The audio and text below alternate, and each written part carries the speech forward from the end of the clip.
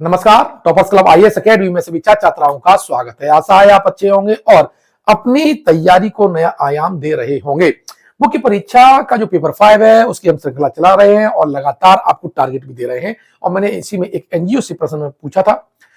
हालांकि ये प्रश्न बहुत छोटा प्रश्न था, लेकिन इसकी प्रकृति को समझते हैं, उसके फिर आंसर को देखेंगे।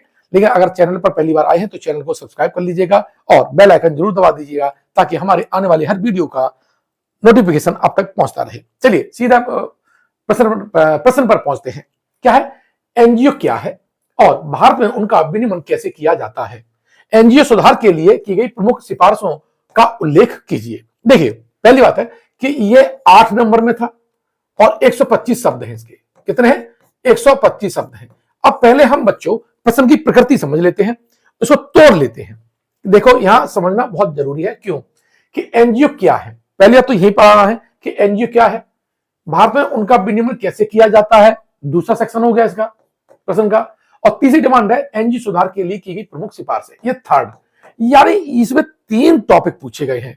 अब 3 टॉपिक में देखो, आपका भूमिका भी लिखनी है ना, निष्कर्ष भी लिखना है और इनके बारे में भी लिखना है। तो मोटा मोटा हमारे पास ये है कि टू द पॉइंट ही इस प्रश्न को हम लिखें, है ना। तो देखो, हमने शुरुआत में क्या कर लिया बच्चों। देखो यहां पर इस सेक्शन को देखिए, हमने कहा कि गैर सरकारी संगठन, यानी पहले हमने सरकारी एनजीओ को परिभाषित कर दिया, सीधी परिभाषा लिखनी और कोई इधर उधर नहीं जाना है।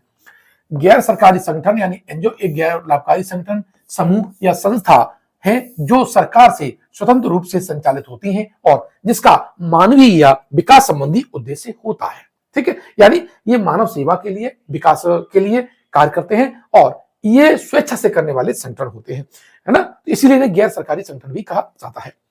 भारत में गैर सरकारी संगठनों का गठन निम्नलिखित के तहत किया जाता है। क्योंकि आप इनकी परिभाषा दे रहे हैं, तो चूंकि विनियमन पूछा है तो विनियमन कर रहे हैं, तो हम गठन और कंट्रोलिंग से संबंधित एक्ट जरूर लिखेंगे इसमें। तो देख लेते हैं पहले कि हमारे 3 तरह से होते हैं एनजीओ हमारे यहाँ मोटा मोटा। एक तो समिति या सोसाइटी के रूप में होते हैं, ट्रस्ट के रूप में होते हैं और कंपनी में एनेट कंपनी के रूप में होते हैं। तो हम देख लेते हैं सोसाइटी। देखो बच्चों, सोसाइटी क्या है? ये जो सोसाइटी पंजीकरण एक्ट है वो 1860 है, इसके द्वारा पंजीकृत की जाती है और इसमें हर 5 साल में रिन्यू होता है। ठीक है। ट्रस्ट की बात करें तो निजी जो ट्रस्ट है वो केंद्र सरकार के भारतीय ट्रस्ट अधिनियम 1882 के तहत पंजीकृत होते हैं। राज्यों में ये आपके जो तहसील स्तर पे होते हैं वहां पर भी पंजीकृत होते हैं, विशेष राज्यों में, कुछ राज्यों में। ठीक है।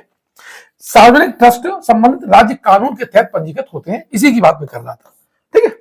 और धर्मार्थ कंपनियों की बात करें बच्चों, तो ये कंपनी अधिनियम 2013 है। कब? कंपनी अधिनियम 2013 की जो धारा 1 है। इसलिए इन धर्मार्थ कंपनियों को जो समाज सेवा के लिए काम करती है, गैर लाभ के रूप में कार्य करती है, उन्हें एनेट कंपनी कहा जाता है, क्योंकि इनका उल्लेख कंपनी अधिनियम 2013 की धारा 8 में किया गया है। ठीक है।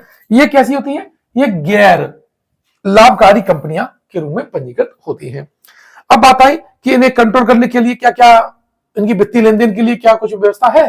तो हम यहां पर बच्चों जिक्र करेंगे कि जैसे हम अगर विदेशी चंदा लेते हैं या दान लेते हैं तो इन पर निगरानी रखने के लिए, कंट्रोल करने के लिए, ठीक है, तो गैर सरकारी संगठनों को FCRA 2010 के तहत गृह मंत्रालय से, कहां से? गृह मंत्रालय से FCRA पंजीकरण लाइसेंस लेना पड़ता है ना। ये इसलिए कहा गया है ताकि जो विदेशी लोग हैं वो भारतीय संप्रभुता, एकता, अखंडता को प्रभावित न कर सकें या चंदे के रूप में मनी लॉन्ड्रिंग न कर सकें या यहाँ पर ऐसी गतिविधियों को अंजाम न दे सकें जो हमारी राष्ट्र की एकता और अखंडता के लिए क्या हो, या सांप्रदायिकता के लिए या हमारे शांति के लिए खतरा हो, है ना। या पर ऐसा वित्तीय साधन के रूप में पेमेंट न कर दें कि यहाँ पर हमारा जो आंतरिक कलह है, जो आंतरिक जो अशांति है वो फैल जाए या आतंकवाद को वित्त पोषित न हो जाए, है ना, आतंकवादियों को या स्लीपर सेल को। तो ये बहुत कंट्रोल किया गया और सरकार ने इस पर बहुत कड़े कानून भी कर दिए हैं, जांच की प्रक्रिया भी काफी कठोर कर दी है।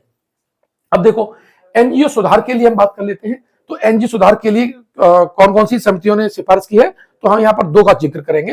एक तो हमारी विजय कुमार समिति है जो कि 2017 में गठित की गई थी। इसने संगठन के रूप में, प्रक्रिया के रूप में काफी सिफारिश की थी। और दूसरा प्रशासनिक सुधार आयोग है, उसने किया है।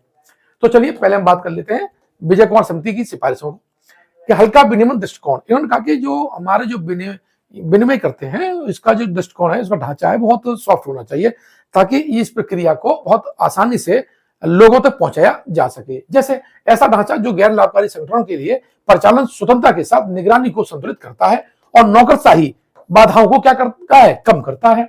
सरकार के साथ सहयोगात्मक संबंध को बढ़ावा देता है। आधुनिकीकृत पंजीकरण प्रक्रिया, अब उन्होंने कहा कि जो पंजीकरण की प्रक्रिया बहुत सरल और होनी चाहिए ताकि एनजीओ को भी दिक्कत ना हो। ये क्या कह रहा है, आयकर अधिनियम और विदेशी अंशदान विनियमन अधिनियम के अनुपालन को सुविधाजनक बनाया जाना चाहिए ताकि ये प्रक्रिया बहुत सरल हो जाए, लाल फीताशाही की शिकार न हो जाए और ऑफिस का चक्कर न हो जाए। सीधा सीधा मेरा कहने का मतलब ये था। एक नोडल निकाय की स्थापना भी होनी चाहिए, यानी नोडल एजेंसी इसलिए होनी चाहिए बच्चों कि जो एनजीओ है और सरकार है उसके बीच में समन्वय स्थापित कर सके, इन दोनों में इनके बीच में संवाद के लिए वो मध्यस्थता कर सके। अब इसके लिए अभी हाल ही में देखो, ये नोडल एजेंसी के रूप में नीति आयोग भी अपनी भूमिका अदा कर रहा है, इसलिए आप यहाँ पर नीति आयोग का उदाहरण दे सकते हैं, क्योंकि जितने भी एनजीओ हैं वो नीति आयोग के पोर्टल पर जरूर रजिस्टर्ड होते हैं, तभी उनको सरकारी सहायता मिल पाती है। तो ध्यान रखिएगा, इसमें नीति आयोग एक नोडल एजेंसी के रूप में भी कार्य कर रहा है। अब गैर सरकारी संगठनों का खोज योग्य डेटाबेस विकसित करना है। इन्होंने कहा कि गैर सरकारी संगठनों का जो खोज योग्य डेटाबेस विकसित करना की सिफारिश भी इन्होंने की थी ताकि उसमें पारदर्शिता बढ़ सके। स्वयं सेवा को बढ़ावा देना है। शैक्षिक संसाधन साझेदारी के माध्यम से स्वयं सेवा को बढ़ावा देने के लिए ऐसी प्रक्रिया अपनाई जानी चाहिए, इसकी भी सिफारिश इस समिति ने की थी। बात करें दूसरे प्रशासनिक सुधार आयोग की सिफारिशों में, तो उन्होंने कहा एफसीआरए कार्यान्वयन का विकेंद्रीकरण किया जाना चाहिए। स्वैच्छिक क्षेत्र के संचालन की सुरक्षा हेतु संतुलित विधायी व्याख्या सुनिश्चित करना, ये 2 सिफारिश प्रशासनिक सुधार आयोग ने की थी। अब बात करें निष्कर्ष की। निष्कर्ष बहुत महत्वपूर्ण है। ओवरऑल को कंक्लूड करते हुए आपको एक सुधारात्मक आपको उत्तर का अंजाम देना होता है।